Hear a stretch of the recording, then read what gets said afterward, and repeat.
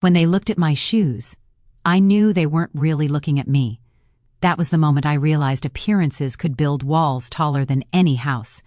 But I smiled anyway, clutching the frayed edge of my handbag, pretending I didn't notice the silent judgment sitting between us like an uninvited guest. My name is Evelyn Carter, and I suppose you could say I'm a woman who's learned to keep her head down and her ears open. After my husband, Mark, passed away 3 years ago, I moved into a small 2-bedroom house on the outskirts of Charlotte. It wasn't fancy, but it was mine, and I kept it clean, warm, and full of the smell of cinnamon candles and Sunday stew. My son Daniel was the only family I had left nearby. He worked in finance, sharp as a tack and always running late, the kind of man who ironed his shirts twice but forgot to eat breakfast. I raised him to be kind, hard-working, maybe a bit too trusting. So when he told me he'd met someone special, I was over the moon. Her name was Madison, and from the way he talked about her, I could tell he was already halfway in love. "She's elegant, Mom," he said once, his face lighting up the way it hadn't since Mark's funeral. "Her family's, well, they're something else. Old money, I think. Her dad owns a few businesses in Atlanta." I laughed softly, stirring the soup on the stove. "Then I'll have to iron my best blouse," I teased. "Can't have them thinking your mother raised you in a barn." But truthfully, the thought of meeting them made my stomach twist, not because I wasn't proud of who I was, but because I knew how people like that saw women like me, the ones who drive 10-year-old cars, patch their own garden hoses, and think a home-cooked meal is more precious than a brand label.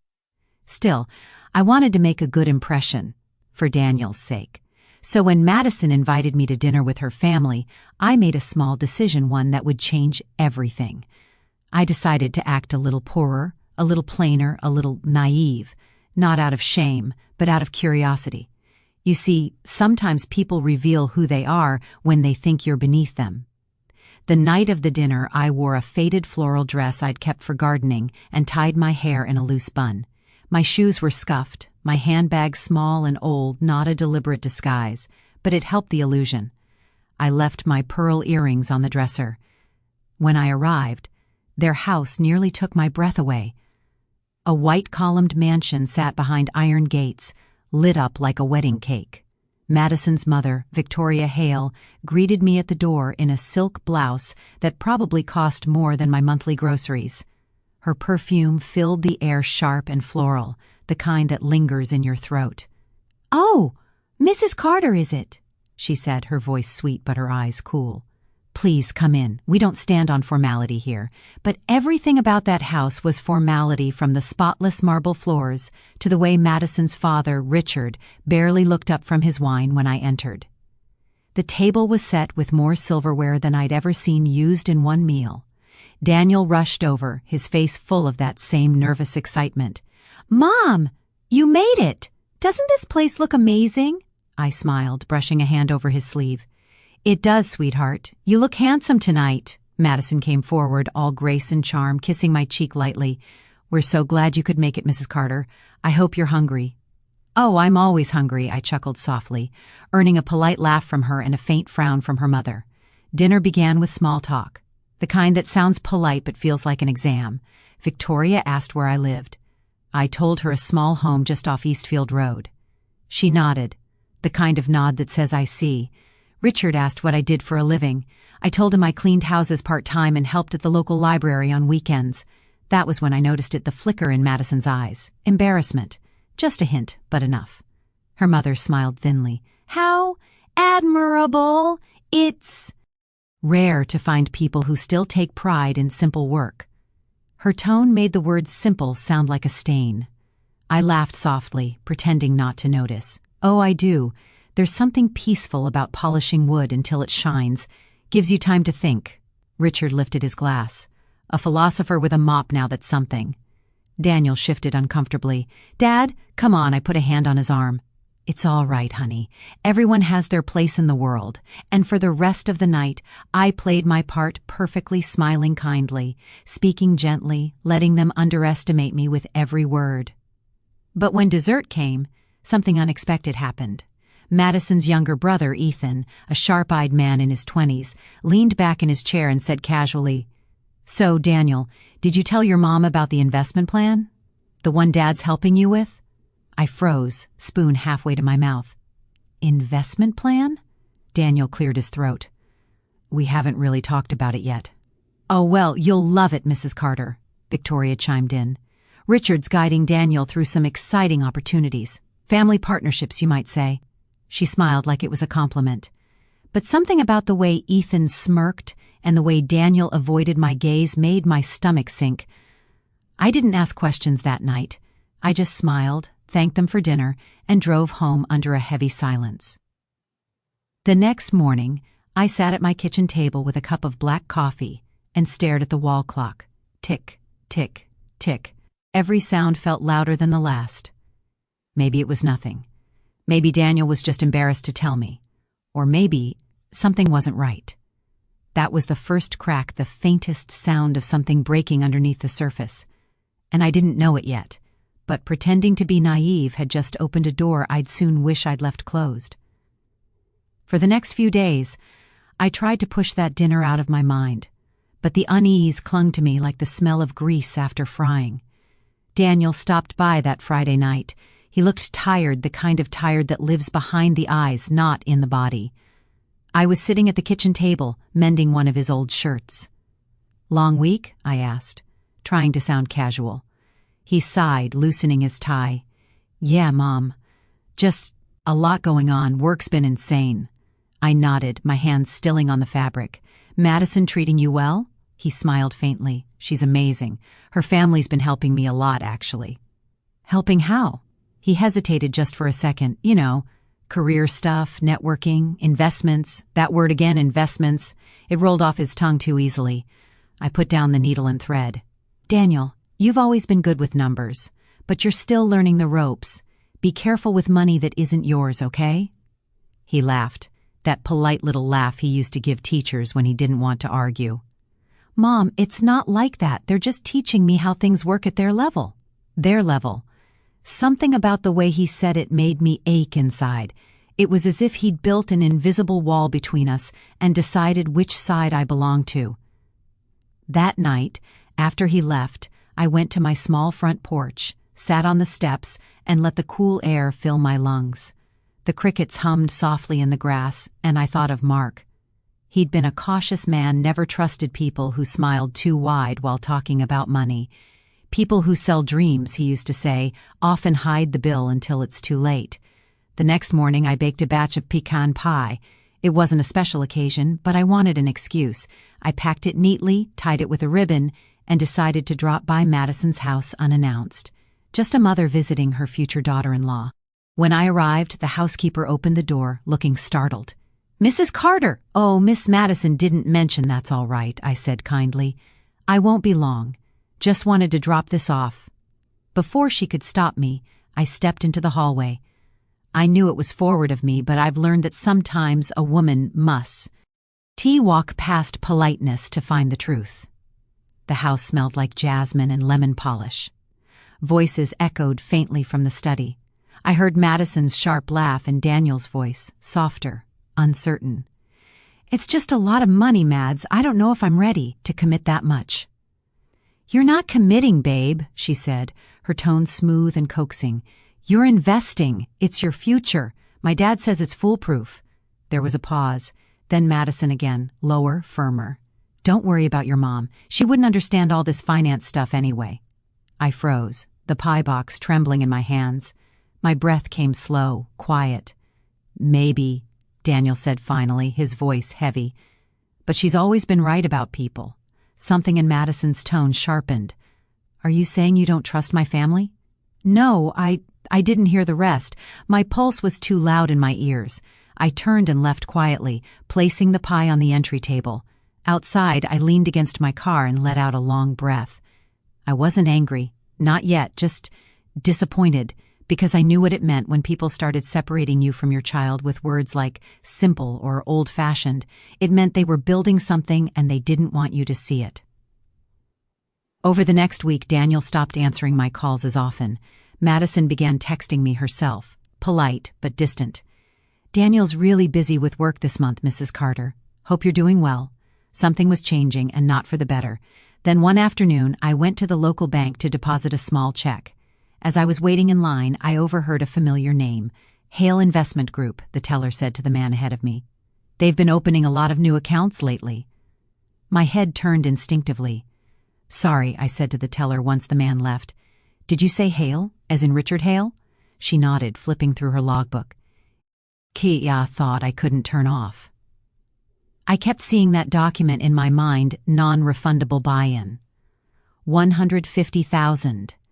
That was nearly everything Daniel had in savings, everything his father had worked for. By sunrise, I'd made up my mind. If Madison's family was running something shady, I wasn't going to expose them by storming in with accusations. No, that's what they'd expect from someone simple. I was going to use the one thing they'd already handed me, their underestimation. That morning, I called Madison. Sweetheart, I said cheerfully, masking my exhaustion. I was thinking of inviting your family over for dinner next week. Just something small, my treat. There was a brief silence on the line. I could almost hear her mind working. Oh, that's very sweet, Mrs. Carter, she said finally, her voice light but cautious. But my parents are usually busy during the week. Well, I'll leave the invitation open, I replied. I make a mean roast chicken, and I'd love to thank them for everything they've done for Daniel.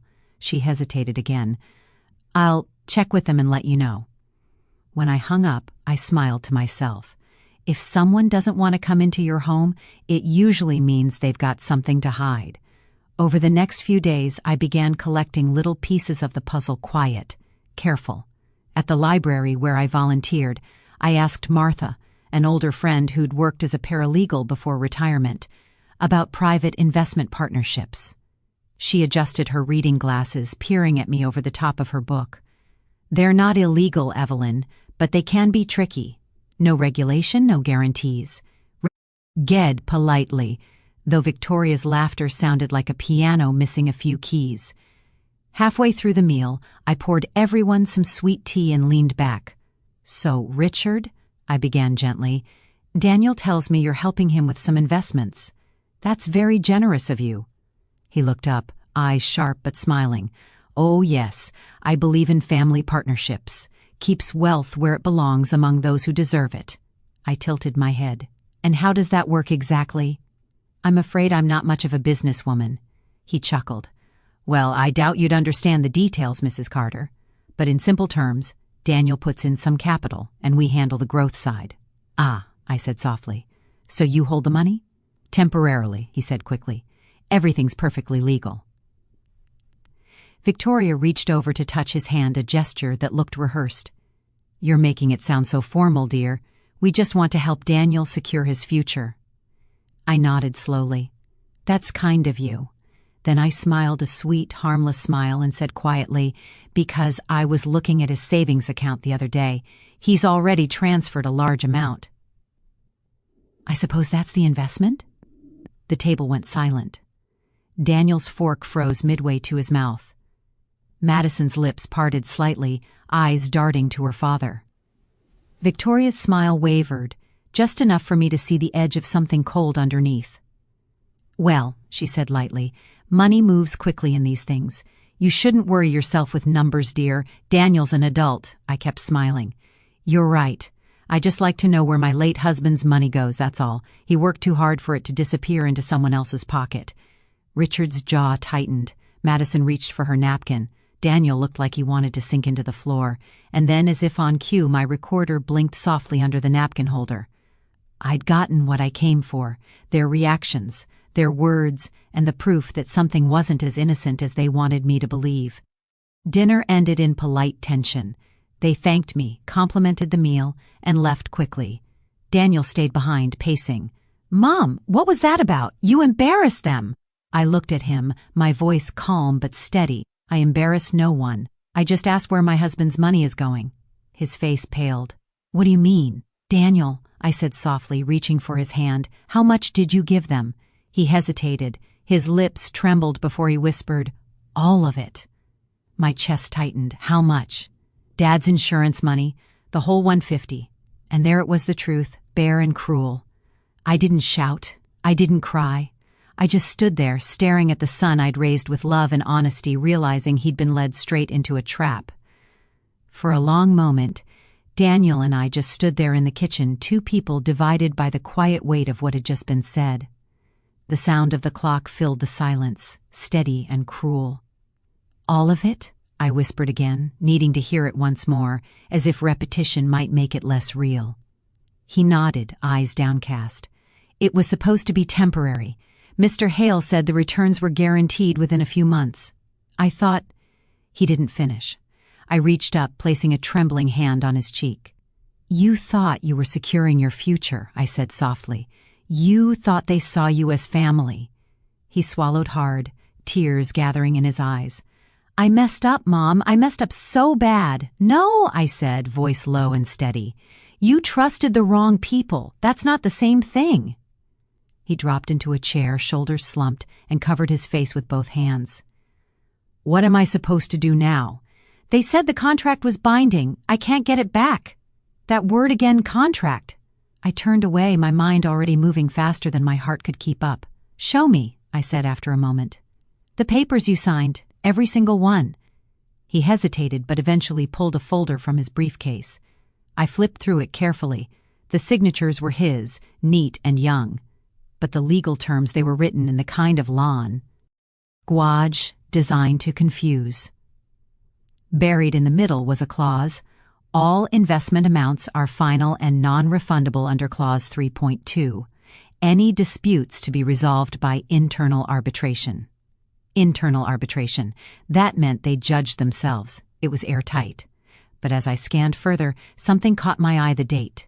Daniel had signed it on a Thursday morning at 9 a.m. I smiled faintly. "Thursday morning? You were supposed to be at work then."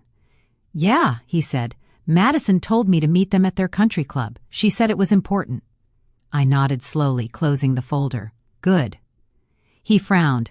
"Good? Mom, I just told you I lost everything." I looked him squarely in the eye. "You lost money, yes, but what they don't realize yet is that I'm not as naive as they think I am." The next day, I called in a favor. There's an older gentleman named Harold Green who comes into the library, sometimes used to be an accountant for a corporate law firm before retiring. A quiet man with a soft voice and a habit of polishing his glasses before answering any question. "Harold," I said when he picked up the phone, "I need your help reading something." Discreetly. He met me that afternoon at the library, and I slid the folder across the table. He read it carefully, his brow furrowing deeper with every page. After about 10 minutes, he looked up. "This isn't a real investment fund, Evelyn. It's a shell. They're funneling money through short-term accounts under different names. It's dressed up to look legitimate, but it's not. You could report it, but they'd probably vanish before an investigation begins." "So what do I do?" He hesitated. "You said they think you're just a simple woman?" I smiled. "Exactly." He smiled back, faintly. "Then use that. Ask questions they don't expect you to understand. Let them explain their lies and record every word." That weekend, I baked another pie peach this time. I called Madison myself. "Sweetheart," I said sweetly, "I was hoping I could stop by to thank your parents again. That dinner meant so much to me." She sounded hesitant. "You want to come here?" "Just for a moment," I said cheerfully. "I made your favorite." After a pause, she agreed. I dressed simply again: floral dress, modest shoes, a cardigan with a small tear at the sleeve. The harmless mother. "Maybe we should talk about this later." "Oh, nonsense," Victoria said brightly. "Mrs. Carter is just curious." But her fingers drummed nervously on the pie dish. After a few more polite exchanges, I excused myself. "Well, I won't keep you. Thank you again for explaining everything. I may be slow, but I do try to understand." I smiled sweetly and left. What they didn't know was that my phone, tucked in my cardigan pocket, had been recording the entire conversation. That night, I sat at my kitchen table again, the glow of the lamplight flickering against the recorder. Their voices played back, clear, confident, damning. Internal partners. No outside interference. Move the funds by Monday. My hands shook, not from fear this time, but from clarity. These people weren't investors. They were con artists wrapped in silk, and they'd chosen the wrong mother to underestimate. The next morning I made another call, this time to a quiet contact Martha had mentioned once, a woman named Detective Laura Keene, who worked white-collar fraud cases for the Charlotte PD. I didn't give details over the phone, just enough to get a meeting. When we sat across from each other in the precinct's small conference room, I laid out everything: the contracts, the recordings, even the dinner conversation. Laura listened carefully, her expression unreadable.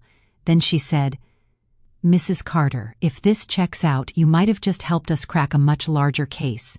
These people have been on our radar for a while." I exhaled slowly, feeling something I hadn't felt in months: purpose. "Can you get my son's money back?" I asked quietly. "We can't promise that," she said honestly, "but we can make sure they don't take another cent from anyone else." That night, as I stood on my porch looking at the dark sky, I whispered to Mark, "Wherever he was, you'd have been proud of our boy. He learned the hard way, but he's learning." And as the crickets sang softly, I smiled to myself. The poor, naive mother mask had served its purpose. Now it was time for the truth to come knocking. For the next few weeks, I played my role with the kind of precision only a mother's heart could master. The poor, naive mother, quiet, unsure, grateful for every crumb of kindness. When Diane spoke to me, she used that tone people reserve for waitresses or hotel maids, polite but detached. When her husband Richard looked at me, his eyes scanned as if I were a misplaced item in his neatly curated living room. They thought they had me figured out. And that's exactly what I wanted. Because while they were busy underestimating me, I was watching them closely. The first clue came one morning when Diane asked me to help her organize some old files in her study. The way she said "help," that small curl of condescension in her smile, told me it wasn't a request. I agreed. The study smelled of sandalwood and paper, expensive, deliberate. On the shelves were awards, travel photos, and one frame that caught my attention: Diane with a man who wasn't Richard. They stood close, smiling under the soft glow of string lights. Her hand rested on his chest, and his eyes told the kind of story only intimacy can write. The date on the photo frame? Just 6 months before her wedding to my son. I said nothing. Not yet. When she left the room to answer a phone call, I saw a folder left open on her desk. Inside, bank statements, all under my son's name. But the deposits were strange, large, regular amounts he couldn't possibly afford on his salary. I felt my breath tighten. I took a quick photo on my phone, then closed the folder exactly how it was. Something wasn't right. That night, when my son came to visit, I watched him carefully. He looked tired, not the kind of tired from work, but from being pulled in 2 directions. "Mom," he said softly, "I hope you're comfortable here. Diane's been trying to make you feel at home." I smiled faintly. "She's trying, I can tell." He exhaled. She likes things a certain way, and her parents, they can be judgmental." I placed my hand over his. "You love her?" He hesitated. That pause told me everything.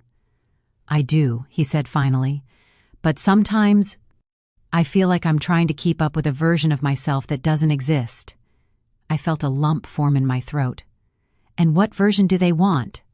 "The rich one," he said quietly. "The one who fits their world." The next day, I decided to stop acting naive and start listening. You learn a lot when people think you're beneath them. They speak freely, too freely. While I was cleaning the guest room, Diane's mother, Linda, walked in, complaining on the phone.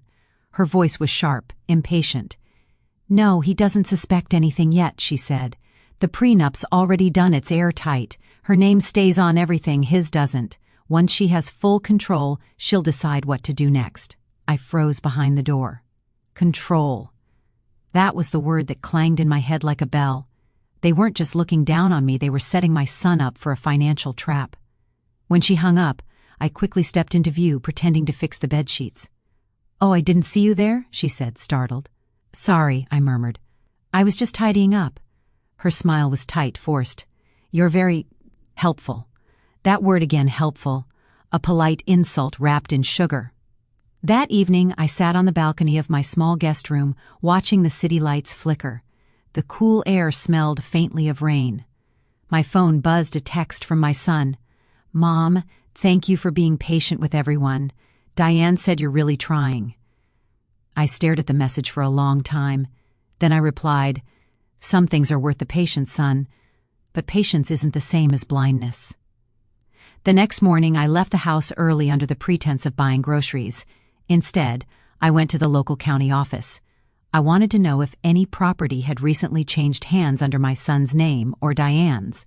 The clerk, a kind woman with silver hair, scanned the records and frowned. "Ma'am, there was a transfer just 2 months ago from your son's account to a holding company, but that company is owned by a Diane Whitmore." My heart sank. That was her maiden name. I thanked the woman, printed the record, and left with trembling hands. By the time I returned home, my disguise felt heavy, like wearing a mask too long. But I couldn't drop it yet. I needed one more piece. That night, during dinner, Diane mentioned she'd be meeting a client at a downtown restaurant. Richard offered to drive her, but she declined, said she'd take a cab. After she left, I waited 20 minutes, then quietly followed in another cab. The restaurant was upscale, the kind where water costs more than a full meal. I slipped in, sat by the bar, and ordered tea, and then I saw her sitting across from the same man from the photograph. Their hands brushed across the table. She smiled in a way she never smiled at my son. I felt my stomach turn. The poor, naive mother had seen enough. When I returned that night, I sat by my son's bedside as he slept. His face looked peaceful, almost boyish again. I thought of the nights I stayed up sewing his school uniforms, praying he'd one day find love that would honor his heart. And now, here he was trapped in a marriage built on deceit and greed. I whispered softly, "You won't lose everything, son, not if your mother has anything to say about it."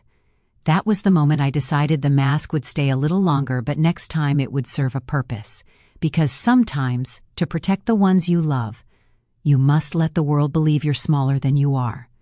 The morning it all began to unravel was bright, painfully bright. The kind of sunlight that doesn't warm you, just exposes everything it touches. Diane and her parents were hosting a brunch at their house for some of Richard's business associates. The Whitmores loved putting on a show, crystal glasses, silverware polished until it gleamed, laughter that felt just a little too rehearsed. I wore my plain blue dress and simple pearl earrings. The peace or polite mother once more. But this time, I had something they didn't expect. The truth. Mrs. Whitmore, one of the guests, said as we gathered around the long oak table, "Your daughter's done so well marrying into such a promising family. I hear her husband's business is expanding fast." Linda smiled tightly. "Yes, well, Diane's been guiding him. She has a good head for money." The way she said it, as though my son were a child playing with toys, made my chest ache. Diane beamed, sipping her mimosa. "I handle most of our financial planning now. It's just easier that way." Richard chuckled approvingly. "She's smart, just like her mother." Everyone laughed. Except me. I let them talk. I let the performance continue. Then, when the conversation lulled, I placed my small folder on the table. "Speaking of finances," I said softly, "I came across something that concerned me." The room went still. Diane's smile faltered. "What do you mean, concerned you?" I looked straight at her. "I went to the county records office last week. Seems my son's property, the home he worked so hard for, was quietly transferred to a holding company. One that you own." Gasps fluttered around the table like startled birds. Diane's hand trembled slightly before she set down her glass. "That's absurd," she said quickly. "There must be some mistake." I slid the document across the table. "It's all there. His name, the dates, the transaction ID. No mistake." Richard leaned forward, brow furrowing. "Diane, is this true?" "I don't know," she stammered. "There were some business arrangements," but her mother interrupted sharply. "Now, let's not make a scene. These are private family matters." I looked at her calmly. "Oh, I agree. But they stopped being private when you started scheming with your daughter to trap my son into a marriage built on lies." The air thickened. You could almost hear the blood rush in everyone's ears. One of the guests, a man in a gray suit, cleared his throat. "Is this about the prenup I heard mentioned earlier?" Linda froze. "That's confidential," but the man continued, "because I drafted that document for your firm, Mrs. Whitmore, and if I recall correctly, it gives your daughter full ownership of her husband's assets in the event of a split." Diane went pale. You weren't supposed to. It's public record now, he said flatly. A long silence followed. Then, in the quietest voice I had left, I said, "You took advantage of my son's love. You saw him as a tool, not a partner.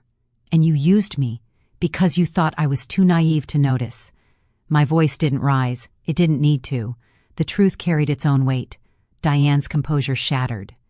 "You don't understand. He wanted to impress us. He begged me to make him look successful in front of my family because you made him feel small," I whispered. "You made him believe that love had to be purchased, not earned." Richard pushed his chair back. "That's enough, Diane. This is disgraceful." Linda stood up sharply. "Richard, don't you dare take her side," but it was too late. The guests were already murmuring, some gathering their coats, others whispering to one another. The brunch had turned into a spectacle, the Whitmore's perfect facade crumbling piece by piece under the weight of their own greed. I rose from my seat, gathered my folder, and said softly, "I may look poor to you, but I was rich long before I ever walked into this house, rich in integrity, in family, and in faith. Things you can't steal or transfer." Then I turned to leave. As I reached the door, I heard my son's voice behind me, trembling, angry, and heartbroken. "Mom?" he called. "Is it true?" I turned. His face was pale, eyes wet with disbelief. "I didn't want you to find out like this," I said gently, "but you needed to see the truth. She never loved you for who you are, only for what you could give her." Diane stepped toward him, desperation breaking through her polished mask. "For what? So you could play house with your little lies?" Linda tried to intervene, but he raised his hand. "Don't! Just don't!"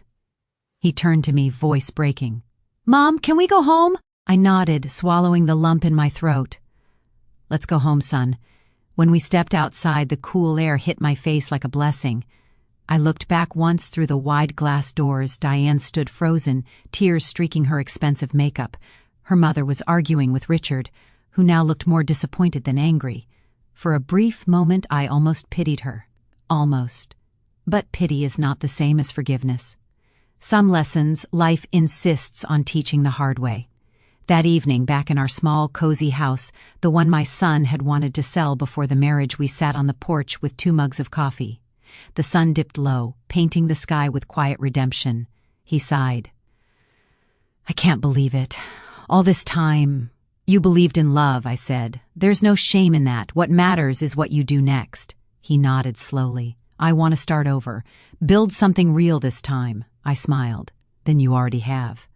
But as the night deepened, I couldn't help but think of one thing. Sometimes pretending to be less than you are gives you the power to see more than anyone expects. And in that silence, I finally felt something I hadn't felt in a long time: peace.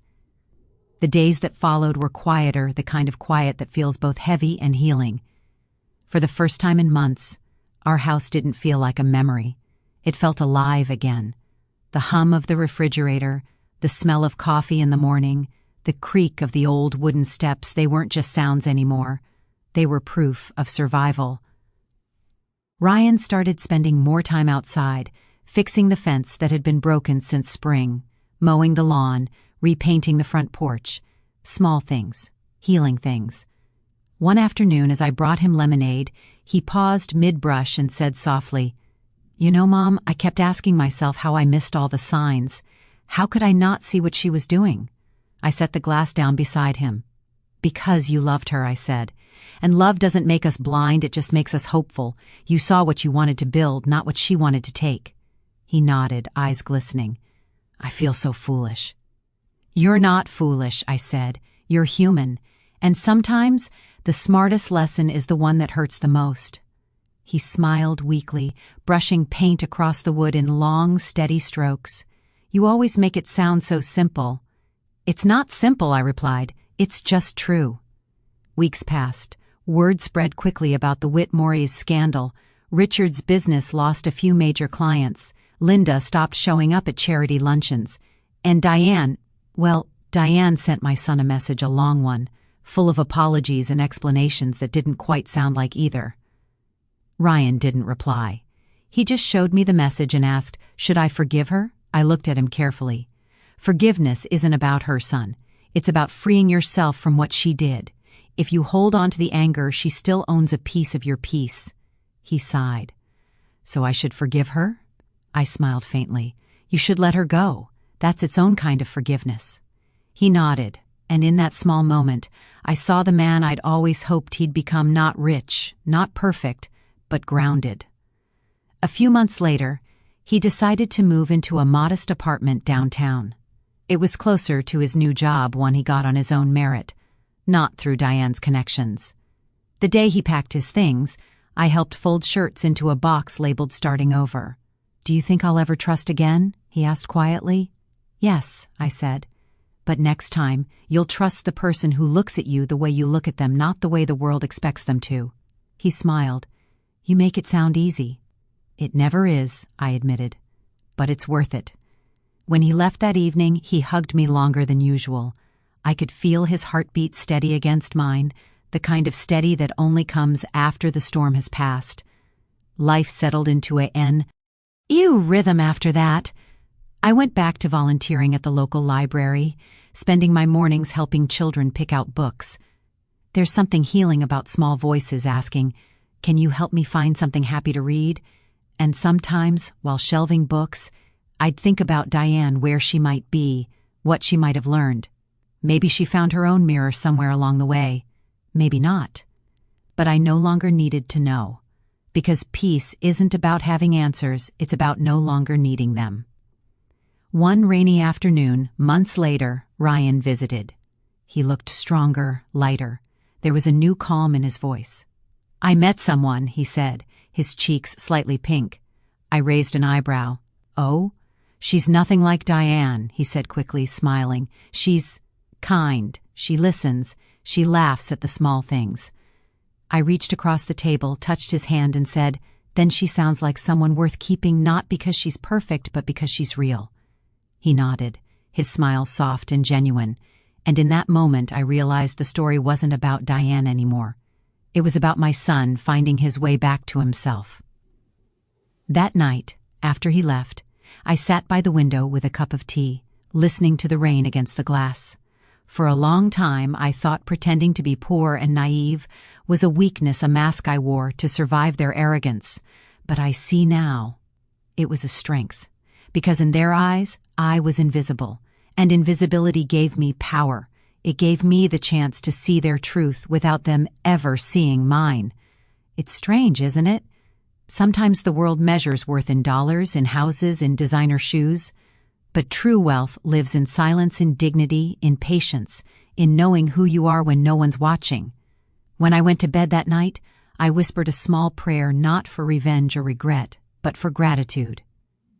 Gratitude that I was there to protect my son before his life became someone else's game. Gratitude that the truth had found its way out without bitterness consuming us. And gratitude that sometimes pretending to be small is the greatest act of love a mother can do. The next morning I woke to sunlight spilling through the curtains, soft, golden, forgiving, and for the first time in a long time I felt free. When I look back now, I don't feel anger, not even bitterness, just a quiet understanding that sometimes life tests us in ways that reveal not who others are, but who we choose to be. I played the role of a poor, naive mother, and maybe I was, but in that disguise I found a truth I might have missed otherwise, the truth of how power looks from the bottom up, and how love can be mistaken for weakness when seen through greedy eyes. I learned that pretending to be less doesn't make you small. It makes you wise. Because when people underestimate you, they show you exactly who they are. And my son, he learned something too. That love built on image will crumble the moment it's tested, but love built on truth, that kind of love endures. If you've ever been judged by your clothes, your house, your accent, if someone ever made you feel less than, remember this: their opinion is just noise. Dignity, kindness, and courage are wealth no one can steal. So tell me, my dear, if you were in my place, would you have kept quiet a little longer just to let them reveal themselves? Would you have worn the mask too? Let me know in the comments. And if this story touched your heart, don't forget to subscribe, because somewhere out there, another mother is still pretending to be naive. while quietly saving her family. Until next time, take care of your hearts. And remember, silence is never weakness. Sometimes it's strategy.